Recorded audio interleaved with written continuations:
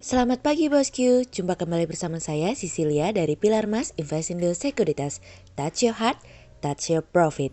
Sebelumnya saya mewakili Pilar Mas Investindo Sekuritas mengucapkan Selamat Tahun Baru Imlek 2021 ya bosku, Gongsi Facai. Semoga tahun kerbau logam ini menjadi tahun keberuntungan bagi kita semua ya. Dan jangan lupa untuk long weekendnya tetap di rumah saja ya bosku. Nah, seperti biasa kita akan mulai saja nih market review kita hari ini, Kamis 11 Februari 2021 dengan episode Curhat. Maka dari itu jangan kemana-mana ya bosku, tetap di channel Pilar Mas Investindo Sekuritas. Touch your heart, touch your profit. Pionir Sekuritas Channel di Indonesia.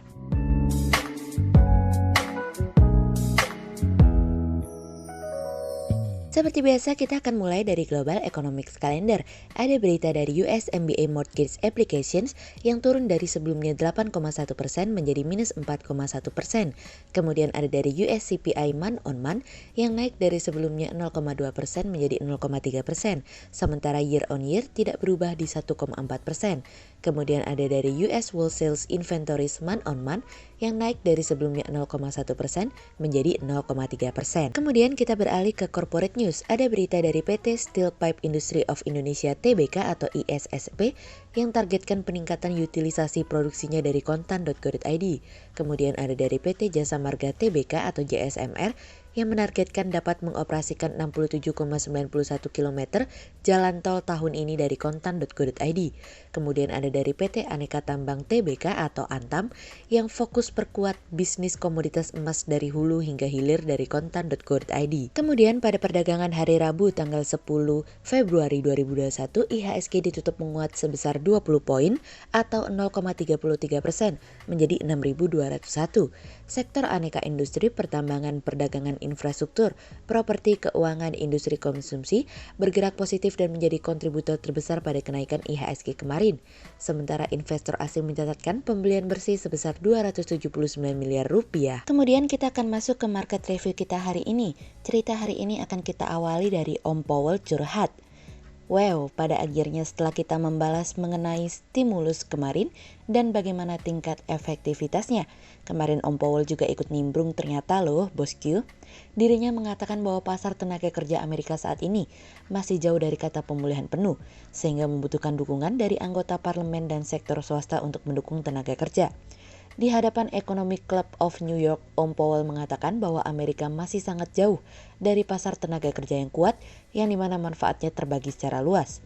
Pernyataan Powell yang mulai menyerukan keadaan urgensi mulai mendapatkan perhatian Presiden Biden, yang dimana Biden semakin yakin bahwa paket stimulus tersebut merupakan sesuatu yang dibutuhkan oleh pasar. Oleh sebab itu, kehadiran stimulus tersebut akan terus berlanjut, meskipun ada pertentangan dari Partai Republik. Tidak hanya Biden yang melihat ucapan Powell sebagai sebuah amunisi untuk menjalankan stimulus tersebut, Partai Demokrat pun mengucapkan hal yang sama sebagai konfirmasi keyakinan untuk mendorong keluarnya stimulus berikutnya senilai 1,9 triliun dolar. Powell mengatakan bahwa kebijakan moneter saat ini akan terus mendukung perekonomian. Namun sekali lagi Powell mengingatkan bahwa dukungan fiskal yang berkelanjutan juga sangat dibutuhkan saat ini. Ketua Komite Keuangan Senat Ron Wyden mengatakan bahwa penilaian dari Powell merupakan salah satu signal yang sangat kuat bahwa Amerika membutuhkan stimulus untuk mendorong perekonomian. Ron juga menyampaikan bahwa evaluasi tingkat pengangguran di Amerika masih dalam kategori yang cukup suram untuk saat ini. Komentar Om Powell tentu saja tidak banyak menggerakkan pasar karena situasi dan kondisi yang sama masih terus berlangsung. Dan apa yang disampaikan oleh Powell juga merupakan perkataan yang hampir sama dengan beberapa bulan sebelumnya yang dimana Powell membutuhkan pemerintah untuk membantu memberikan kebijakan fiskal agar tercipta bauran kebijakan baik moneter maupun fiskal. Harapan The Fed adalah bahwa virus dapat dikelola atau dikendalikan sama seperti keinginan kami bosku, agar variabel ketidakpastian dapat berkurang dalam perekonomian. Sejauh ini vaksin masih belum memberikan gambaran atau proyeksi sejauh mana pasar tenaga kerja akan mengalami perbaikan yang akan mendorong pertumbuhan ekonomi mengalami peningkatan. Pekerjaan di sektor jasa saat ini sedang terpukul dan tingkat pengangguran masih berada di 6,3% pada bulan Januari. Masih jauh lebih baik dibandingkan dengan situasi dan kondisi pada saat 14,8% di mana ini merupakan puncak dari tingginya pengangguran saat ini. Powell mengatakan bahwa masih ada variabel yang dapat menyebabkan pasar tenaga kerja menguat tanpa harus menyebabkan kenaikan inflasi yang dapat memberikan rasa khawatir. Sejauh ini, The Fed masih gagal mencapai target inflasi dengan kisaran 2% secara berkelanjutan sejak The Fed memasang target pada tahun 2012 silam. The Fed juga terus memberikan isyarat bahwa The Fed akan terus mempertahankan tingkat suku bunga mendekati nol, setidaknya hingga tahun 2023 mendatang. Ditambah dengan The Fed akan terus melakukan pembelian obligasi bulanan sebesar 120 miliar dolar, yang dimana nilainya tidak akan mengalami perubahan dan akan terus berlanjut hingga The Fed melihat kemajuan yang substansial pada tingkat pekerjaan dan inflasi. Di tengah hampir berakhirnya jabatan Powell pada bulan Februari 2022 mendatang, Powell mengatakan bahwa dirinya masih sangat menyukai pekerjaannya. Dan menurut Powell, pekerjaan ini merupakan pekerjaan yang dapat membantu banyak orang. Namun semua keputusan ada di tangan Biden. Apakah akan memberikan kesempatan berikutnya kepada Biden atau tidak? Meskipun kami yakin dengan tingkat keyakinan 65%, Biden akan mempertahankan Powell untuk terus mengawal pemulihan perekonomian. Kemudian cerita selanjutnya datang dari sebuah doa dan harapan. Pembangunan ibu kota negara dinilai dapat menjadi penopang pertumbuhan di mana pembangunan infrastruktur menjadi harapan terhadap serapan belanja pemerintah yang sifatnya produktif. Selain itu, harapan terkait masuknya aliran investasi dinilai dapat menjadi trigger terhadap serapan tenaga kerja, di mana hal tersebut menjadi harapan terkait pulihnya daya beli yang menurun sebagai dampak pandemi.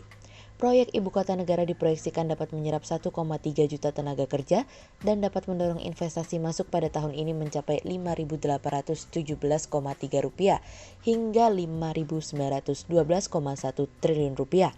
Hal tersebut disampaikan oleh Bappenas di mana pengerjaan proyek baru akan bisa dimulai jika pandemi COVID-19 bisa dikendalikan dengan target angka reproduksi efektif virus corona bisa turun ke angka 0,9 dari 1,2 saat ini.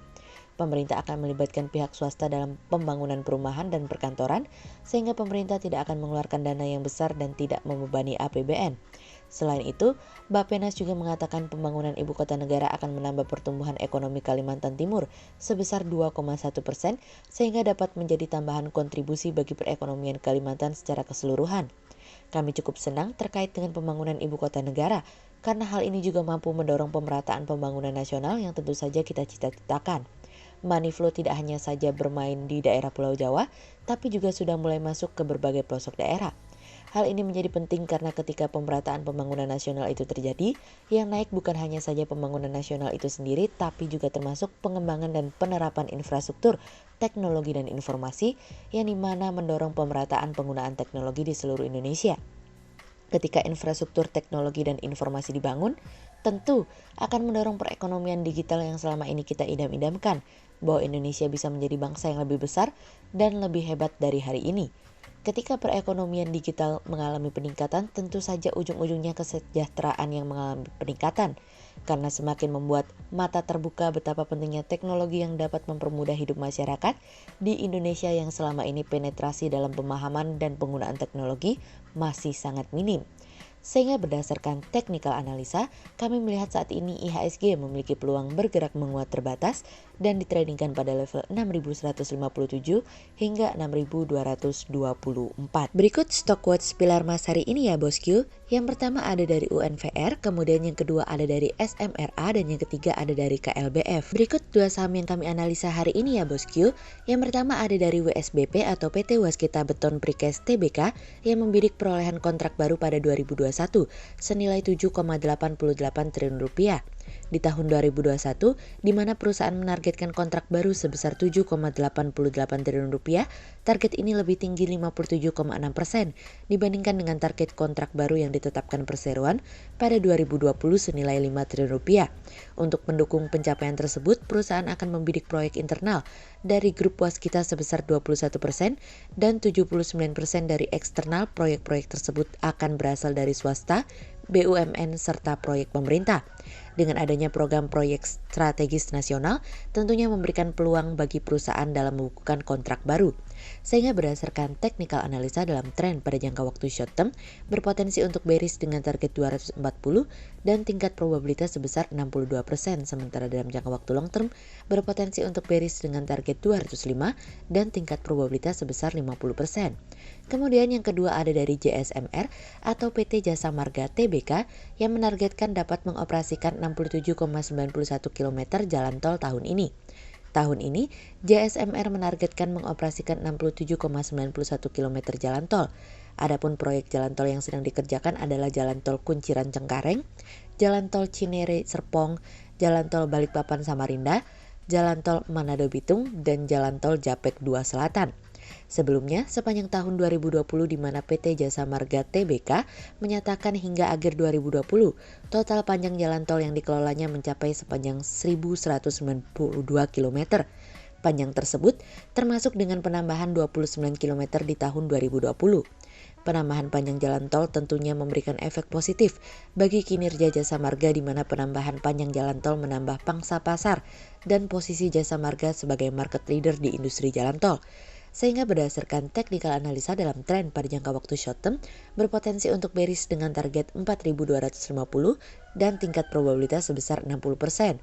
Sementara dalam jangka waktu long term berpotensi untuk bullish dengan target 5.650 dan tingkat probabilitas sebesar 83%. Berikut kami akan menampilkan 40 saham pilihan dari Pilar Mas.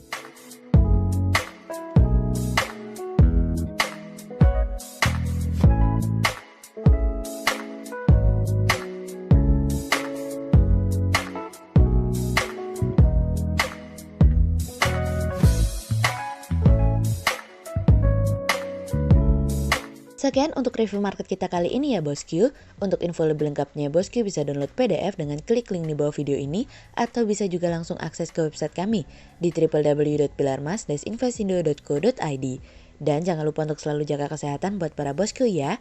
Kita akan bertemu lagi besok pagi untuk market review yang berikutnya. Jadi jangan lupa like, subscribe, dan tonton terus channel Pilar Mas Investindo Sekuritas. Touch your heart, touch your profit. Pionir Sekuritas Channel di Indonesia.